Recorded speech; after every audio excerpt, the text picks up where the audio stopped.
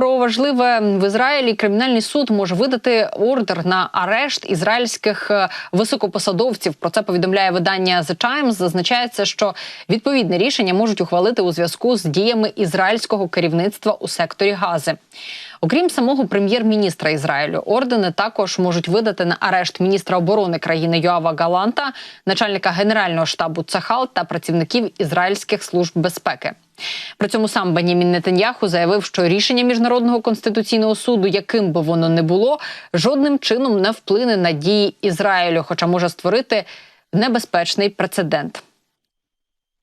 Під моїм керівництвом Ізраїль ніколи не допустить жодних спроб Міжнародного кримінального суду в Гаазі підірвати його основне право на самооборону. Хоча МКС не вплине на дії Ізраїлю, він створить небезпечний прецедент, який загрожуватиме солдатам і чиновникам усіх демократичних країн, які борються з диким тероризмом і безглуздою агресією.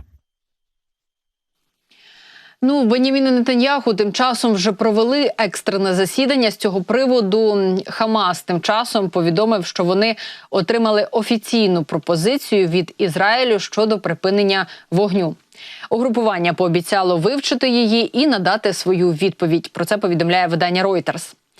Нині, після більш ніж півроку від початку конфлікту між Ізраїлем та Хамасом, переговори вони не рухаються вперед. При цьому варіанти союзники Ізраїлю продовжують шукати абсолютно різні варіанти. Скажімо, цієї п'ятниці єгипетська сторона їздила до Ізраїлю для того, аби знайти способи, яким чином відновити ось цей діалог.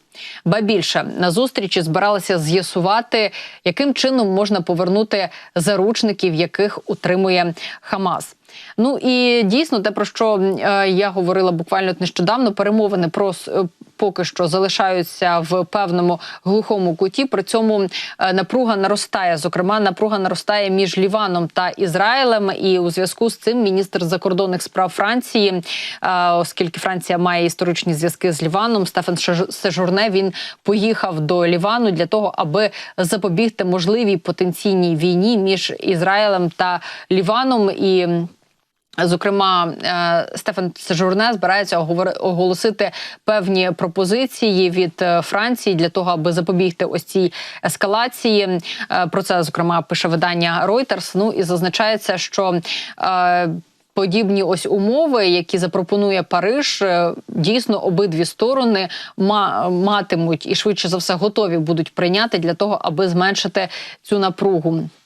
Я нагадаю, що на початку 2024 року саме Стефан Сежурне, він запропонував, власне, відійти цьому елітному підрозділу Хезболи, який перебуває в Лівані на 10 кілометрів від ізраїльського кордону. І в той час, власне, Ізраїль мав би з свого боку припинити удари по південному Лівану.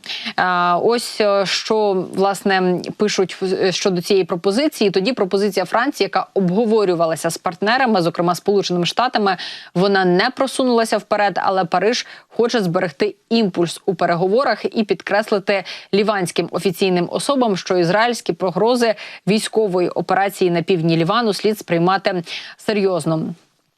І при цьому, попри ось такі намагання, зокрема і Франції, Хезбола стверджує, що в жодні якісь конкретні дискусії вступати не збирається і, власне, аж до тих пір, поки не припиниться вогонь в секторі Гази. Я нагадаю, що цей конфлікт триває вже півроку. І дійсно він поки що залишається невирішеним, навіть попри намагання партнерів. Зокрема, Блінкен зараз збирається здійснити візит саме на Ізраїль і країни Близького Сходу. І для того, знову ж таки, аби зменшити ось цю напругу на Близькому Сході, зазначається, що цього понеділка Блінкен приїде до Саудівської Аравії. Зокрема, цей візит відбудеться через 2 дні після приїзду Блінкена з Китаю.